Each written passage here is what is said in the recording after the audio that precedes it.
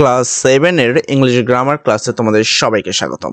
আজকের এই ক্লাসে আমরা পৃষ্ঠা নম্বর 25 এর লেসন 5 ঠিক আছে, তার যে অংশটা কম্পেয়ার দিস টু রিমার্ক, আমাদের দুটো রিমার্কে কি করছে, কম্পেয়ার বা তুলনা করতে বলছে, যেটা অ্যাকচুয়ালি সি নাম্বারে ছিল এবং এখানে নিচে একটি কাজ দিয়ে রেখেছে যে কাজটা আমাদেরকে করতে হবে।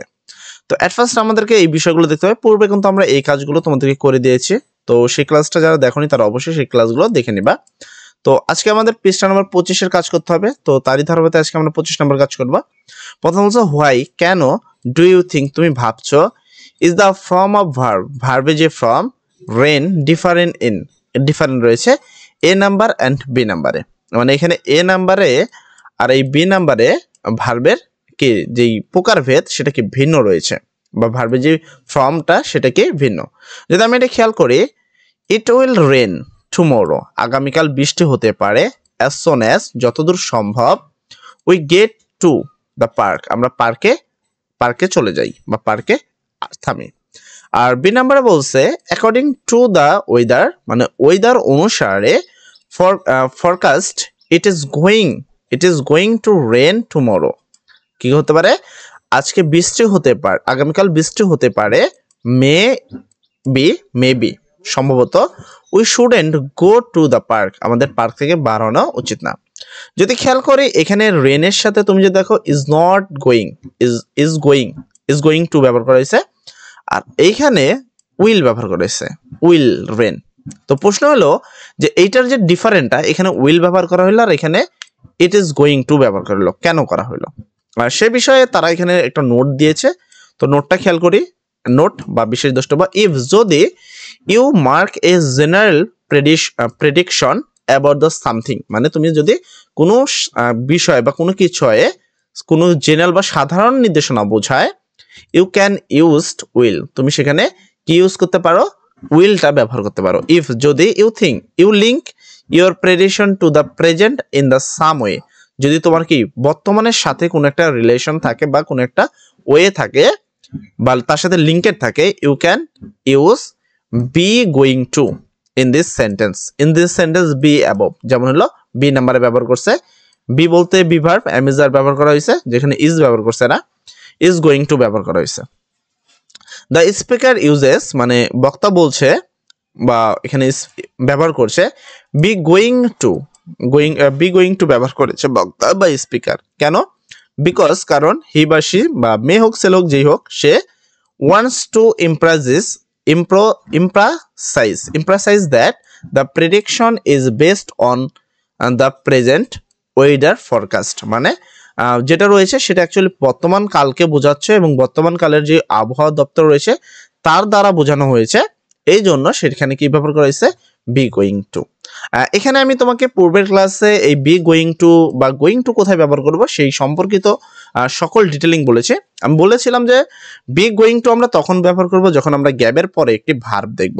বি গোয়িং টু আমরা তখন ব্যবহার করব যখন আমরা কি দেখব, গ্যাবের পরে একটি ভার্ব দেখব। যেমন এখানে নাও, এখন, নাও ইউজ উইল, মানে হয় উইল ব্যবহার করো অথবা, ঠিক আছে, বি গোয়িং টু অথবা বি গোয়িং টু ব্যবহার করো ইন দিস ফ্লোয়িং সেন্টেন্স, এই সেন্টেন্সগুলোর গ্যাপগুলাই।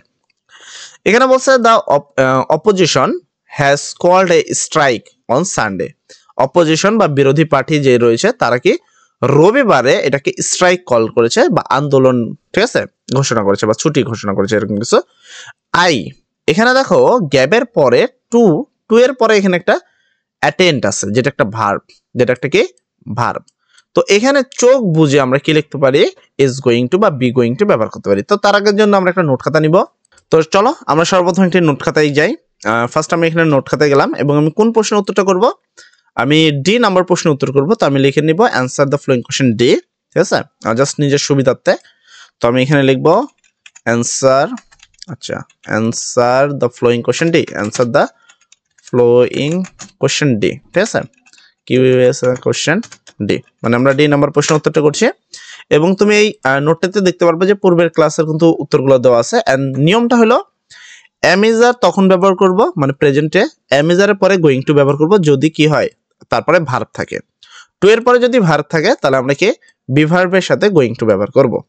এন্ড যদি আমি তোমাকে একটু এই জায়গাটা দেখাই, মানে যেখানে তোমাদের নোটটা করা হয়েছে, এখানে বি ভার্বের পর মানে টু এর পরে একটা অ্যাটেন্ড আছে যেটা একটা মেন ভার্ব, সেক্ষেত্রে আমি কি অবশ্যই গোয়িং টু ব্যবহার করব। তো এখানে আই আছে, আইয়ের সাথে কি হয় সব সময় আইয়ের সাথে এম হয়, আইয়ের সাথে কি হয় এম। তো আমি আই এম, তো এখানে একটা নট দেওয়া আছে তাই এখানে নট ইউজ করতে হবে, তারপর আমরা গোয়িং টু ইউজ করব, গোয়িং টু, দেন কমপ্লিট। এটা আমরা এক নম্বর প্রশ্নে এটা লিখবো। কেন লিখবো আমি আরেকবার রিপিট করছি, এখানে লিখছি এম নট গোয়িং টু, তাই না? এটা হলো আমাদের গ্যাপে বসাবো। কেন দেখো প্রথম তো আই আছে, আইয়ের সাথে বিভার্ব হয় তোমাকে এম ইজ আর যে কোনো একটা বিভার্ব বসাতে হবে। তো আইয়ের সাথে সবসময় এমই বসে তাই আমি এখানে এম বসাইছি, ঠিক আছে। তারপরে নট, এই নটটা কেন বসাইছি কারণ এখানে ওরা নটটা দিয়ে রাখছে নাহলে বসাতাম না। এন্ড গো, গো এর সাথে আমরা কি বসাবো, এখানে আমরা গো এর সাথে বসাবো গোয়িং টু, দেন আমাদের এক নম্বরটা কমপ্লিট। এরপর আসি আমরা 2 নম্বরের প্রশ্নে, এখানে বেশি টাইপিং হয়েছে। আচ্ছা 2 নম্বর, আশা করি তোমাদের ফোনে ঠিকঠাক ভাবে দেখা যাচ্ছে তাই না? যদি দেখা না যায় অবশ্যই কমেন্ট সেকশনে বলবা বা কোনো প্রবলেম হলে। এখানে বলছে আই, দেন একটা ভার্ব আছে এন্ড কি আমব্রেলা ইফ ইট রেন। তো বলছে কি ক্যারি করতে বহন করতে আমাদের একটা আমব্রেলা আনতে, এখানে দেখো এখানে কোনো টু নাই এন্ড টু এর পর কোনো ভার্ব নাই, সরাসরি ক্যারি। তো আমরা এখানে কি ব্যবহার করব, যেহেতু এখানে টু নাই এবং টু এর পরে এরকম কোনো একটা মেন ভার্ব নাই, তো আমরা এখানে চুপচাপ বসাবো উইল, আই উইল ক্যারি। আমরা এখানে বসাবো আই উইল, আর ক্যারি তো ওখানে আছেই, ক্যারি, আই উইল ক্যারি, ঠিক আছে। আমি আনবো বা আমাকে আনতে হবে এরকম বিষয়। আমি জাস্ট একটু এখানে আসবো। আচ্ছা এখানে এখানে বলছে আই উইল ক্যারি, আমাকে আনতে হবে, কি করতে হবে না আমব্রেলা, একটা আমব্রেলা, ইফ যদি ইট রেন্স, যদি এটা বৃষ্টি হয়, ঠিক আছে। তো হয়ে গেল বি নাম্বার। তারপর 3 নম্বর প্রশ্ন, দ্য ওয়ে ওয়াল মানে সব ওকে, উইকেটস আর ফেলিং মানে আমাদের সবভাবেই কি হচ্ছে আমরা ব্যর্থ হচ্ছে, আই থিঙ্ক আমাদের মতে tigers then win the match easily, tigers কি করতে পারে এটাকে ইজিলিতে জিততে পারে। তো তুমি যদি খেয়াল করো এখানেও দেখো টু এর পরে নর্মালি কোনো ভার্ব নেই এবং এখানে যতগুলো গ্যাপ আছে ম্যাক্সিমাম গ্যাপ, এই গ্যাপটার পরেও কিন্তু টু এর পরে ভার্ব নেই। এখন প্রশ্ন হলো আমাকে কি বসাতে হবে, আই থিঙ্ক এটা দেখো দ্য ওয়ে অল মানে আমাদের সবকিছু হয়ে গেছে, আই থিঙ্ক আমার চিন্তায় কি টাইগার এটাকে কি করতে পারে খুব অনায়াসে জিততে পারে। তাহলে আমরা কি tiger will win the match easily, আমরা এখানে লিখবো উইল লিখবো, আমরা কি লিখবো উইল, টাইগার উইল কি উইন, এখানে বলেছিল win, tiger will win easy very easily, ঠিক আছে। তো এটা ইজিলি হয়ে গেল, tigers will win the match easily. তারপর further any plan of the wickets মানে কোনো প্ল্যান আছে তোমার সম্পর্কে, ফাদার্স বললো আওয়ার উল ফ্যামিলি আমাদের ফুল সম্পূর্ণ কি পরিবার has been invited to the my colleges মানে আমার কলেজেস এর ডটার্স উইডিং, ঠিক আছে। তো সবাইকে আসলে কি দাওয়াত দেওয়া হয়েছে তার ডটার্সের যে বিবাহ সেখানে কলেজের মধ্যে দাওয়াত দেওয়া হয়েছে মানে সেটা সেখানে। সুতরাং এখানে দিয়ে অ্যাটেন্ড মাই পার্টি, এটা কি করতে হবে এখন উপস্থিত ভাবে করতে হবে, তুমি এদের কথাটা হয়তো একটু ভালো করে দেখবা। তো এখানে বলা হয়েছে কোনো কাজ, এখানে কোনো কাজ যদি তোমার কি হয় প্রেজেন্টেন্সের সাথে লিঙ্ক থাকে, প্রেজেন্টেন্সের সাথে লিঙ্ক থাকে সেই ক্ষেত্রে আমরা ব্যবহার করতে পারি বি গোয়িং টু কে প্রেজেন্টেন্সের সাথে।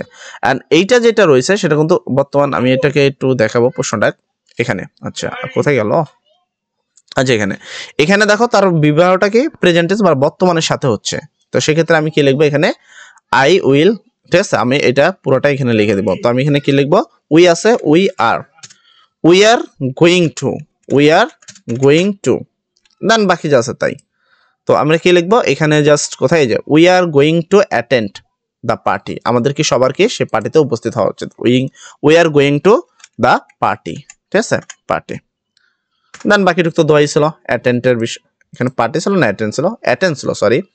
তো এখানে অ্যাটেন্ড লিখতে হবে, আমার বাই মিস্টেক হয়েছে, এখানে পার্টি না অ্যাটেন্ড ছিল, যেটা ছিল সেটা অ্যাটেন্ড হয়েছে। মোটামুটি এটা হয়ে গেছে।